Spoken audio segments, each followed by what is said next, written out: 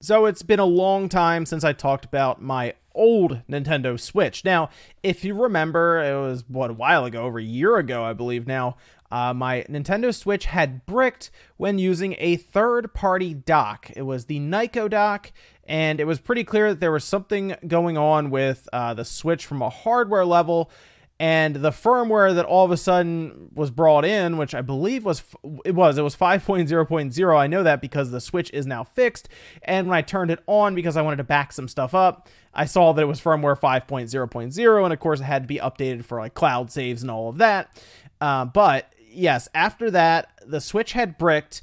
Basically, what would happen is it would turn on and then cut right off like right away. It would get like maybe a few seconds of an image, and then it would cut out and it wouldn't charge correctly. So even as you're seeing here where I changed the battery out with a known working one, and that did get me my logo to kind of pop up on like a splash screen, it wouldn't go any further than that. It was stuck. So I kind of put it to the side and I started to look around at a few places that I could go to actually do some serious work on it and make sure it was done well and correctly and everything. Checked in some old locations that I had, some old stores and stuff that would give me access to something I would need to do some surface mounted work, which the chips that I was looking at that I started to realize could be an issue were surface mounted, and they're a real pain to get off of there correctly. And I'm dealing with a system that, of course, has saved data on there that I wanted to retrieve that was, hundreds of hours left on there because we didn't have cloud saves at the time. So I actually managed to fix it, and I'll show you a bit about how I fixed it. Now, I didn't really record much throughout. I recorded some, but I wasn't really thinking about making like a whole video on it. But it seemed interesting enough to you guys when I was talking about it on Twitter and everything that you were curious about how I got to the finish line, which I'll show you the Switch obviously when I'm working here, because at the end of this, we will go in and we will back up that save data. Yes, we are going to do it. So this is a Nintendo Switch motherboard. And it does show all of the different chips. This is actually from iFixit when they went through and they labeled them and everything. And we started to look around, and a lot of people were pointing to two different chips that could be an issue and that could be causing your Switch to have bricked after using a third-party dock after firmware 5.0, if you had just happened to get something that was a hiccup internally, and at this time your switches won't turn on anymore, docked, undocked, doesn't matter. So looking at the two chips, we have one that's at like the top left. It doesn't have like a square or anything around it, but it's at the top left directly next to the charge port up there. And that wasn't actually the one that I changed out to fix it. The one that I changed out, it's directly there. It's in light blue, right next to the RAM chips there. And that is the M92T36630380. And a lot of people were mentioning that there were services that they were sending it away to, and those would be changed out. There were people troubleshooting it, changing whatever they could, and people were figuring out that that chip appears to be affected by a third-party dock or some kind of incorrect power that was coming through.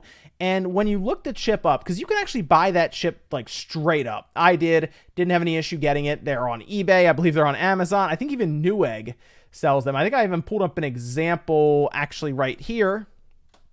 Yes, this is an example from Newegg. And this is the M92T36 USB Type-C power control charging IC for the Nintendo Switch. So it controls power that comes through and decides where it needs to go and what it does when it turns on, and, switching between different voltages. This would be completely like managing all of that. And it seems like this chip, for whatever reason, gets fried or confused or it gets all messed up when you use a third-party dock. So that is a bit of an issue, obviously, when you need to plug your system in and the system doesn't know what to do. So if that chip isn't functioning, basically it'll appear to be dead or bricked, or it'll do a boot loop, which is what mine was doing at the time. And I went ahead and looked at it and took some pictures. So we have our main chip right here. That's the one that I'm actually talking about right here that we would be attempting to change out. It's very small. As you can see the little screw up there to the top right? You can see how that's a that's a pretty tiny screw. So this is some serious work that I was going to be undertaking here, obviously, to do. And that's why I was a little hesitant to take a shot at it here at home to do it. But I've changed these chips out. In fact, at my old jobs and everything, my specialty was essentially micro soldering and surface mount. So I know I can do it, and that wasn't an issue. It was more or less making sure you have the right tools, because if you're working with terrible tools to make this happen, it's generally going to end up being a messed up situation. See all of these, you can see all of the different components around it here. You can knock those off very easily. It has to be a straight pull, so you have to get it hot enough, because everything around it's going to be liquid, so everything can just be whoosh, knocked right off. It has to be hot enough to take a straight pull up. You have to just get it straight. You can't go left, right, down. It's got to come right up. So that was something I realized. Once you knock one of those off, it's going to be very difficult to get it back on, because most likely you've lost it at that point, because they're very small. So what did I have to do? Well, first I had to get the right tools. So real quick, if you're curious what I used to fix the system and get the chip off the board, I actually got this off of eBay. It's a very cheap rework station, and what this thing does is it is very much a controlled way to push air onto a certain part of a board. And it's essentially, think of like how we have heat guns, for example, that people will use, but this will actually allow you to control temperature of not only this, but also a soldering iron. So you can actually control the temperature on these things. If I turn this on, and you actually have a temperature here, you can actually push up and down. And that'll allow you to kind of choose how much air you want to put on and the temperature you want. So it's actually turning on right now, and you can see the temperature going up to speed. You also have your airflow here that you can change as well. These are usually what people will use to start out when they're doing reworking on boards, or if you have a place of business that you sell stuff and you do light refurbishment work, you may already have one of these. These aren't super expensive. This one, I think, was $60 or $70 shipped, so it wasn't very expensive to do, and it's a good way to, one, solder things. Obviously, with the iron is very nice. It heats up very quickly, and that's one of the reasons I really like it. And it's kind of like a fine tipped one as well. And then there's also several different tips for this guy.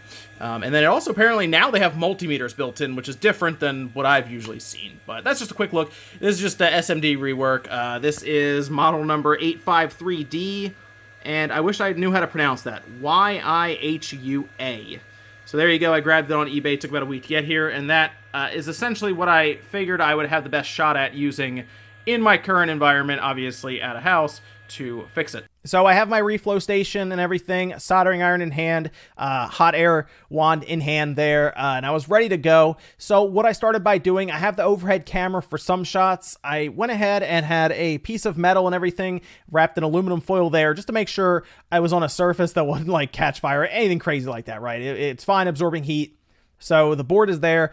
I have Kapton tape all around it, and the idea there is that is good for working with soldering or hot air and stuff. It's essentially a safeguard. I'm just trying to block off as much as I can and make sure everything stays in place, minus obviously the chip in the middle. So what I did was I turned the heat up. I believe I started at about 350 degrees Celsius, and then I worked my way up from there with heat directly to the chip after applying some paste. I used Kingbo Flux. It's always worked fine for me. So I put that down, and then I blasted it, and it took a long time to get that chip up. And the biggest thing was, when I looked at the chip through Newegg and other places, it has a massive solder blob underneath, and I knew it was going to take a while to get it up. Whenever you see these chips, they are they are seized to the board. They do not want to come up easily.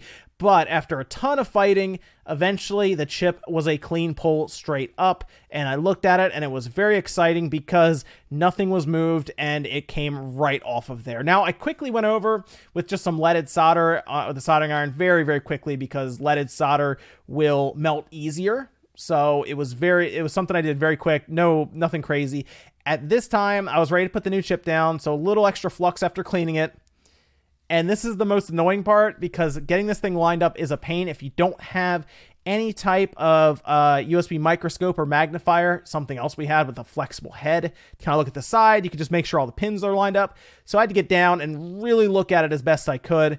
But after I was comfortable with it, I went ahead, I heated the entire thing up from the top. Generally, with stations that I had at other locations, I would be able to heat both the top and the bottom, which would enable me to use less heat on the top because it's not reliant on just all of that heat at the top. It would basically get the entire board to a safe temperature of like 100 degrees Celsius, 150 degrees Celsius, somewhere. Just get it warm, essentially. And that way it would be an easier time getting it off of there. So you don't have to rely on the top heat, which sometimes will have to be like blistering.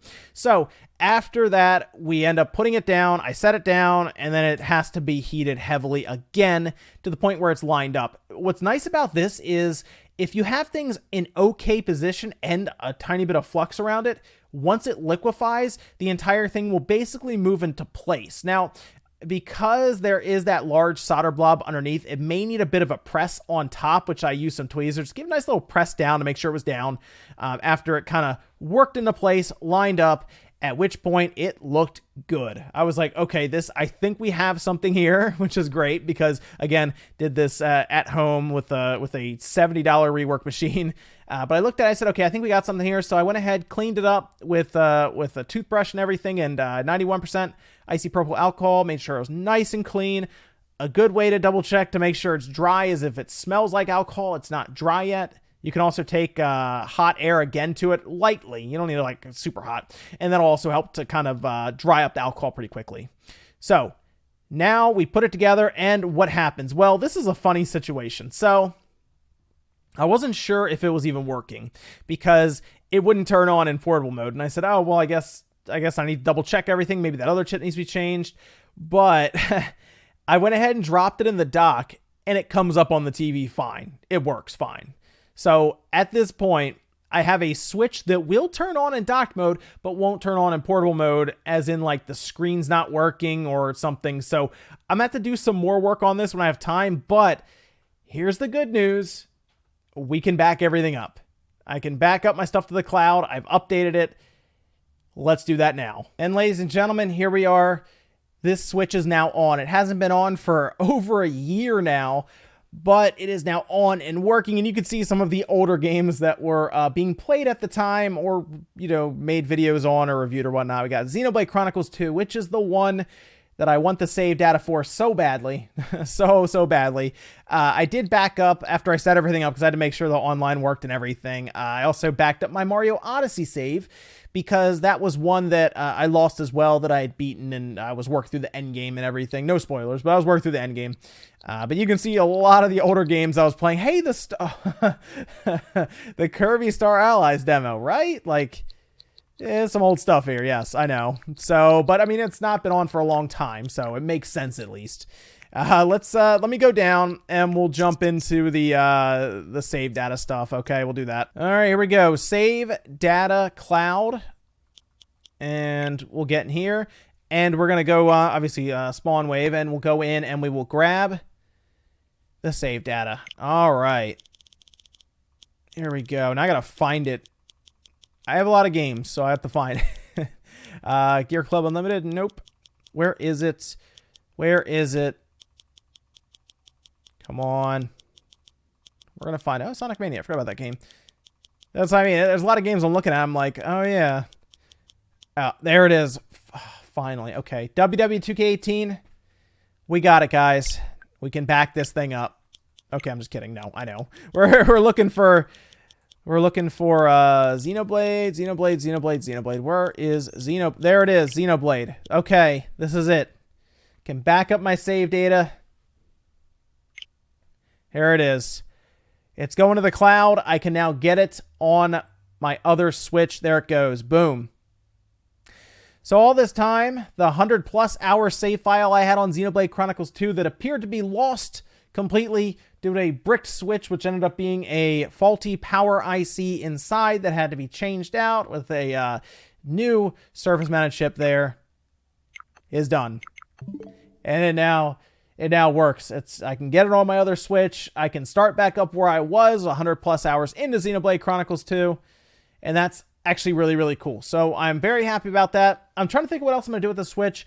I might work on it more. However, this was the main objective, was to get my save data off of here. So I'm actually okay now, but it doesn't work in portable mode right now. It just works in docked mode. So what I'm thinking is I might work on it when I get a bit more time, maybe look around that chip a bit more and just see what I can figure out. But I am content with where I am.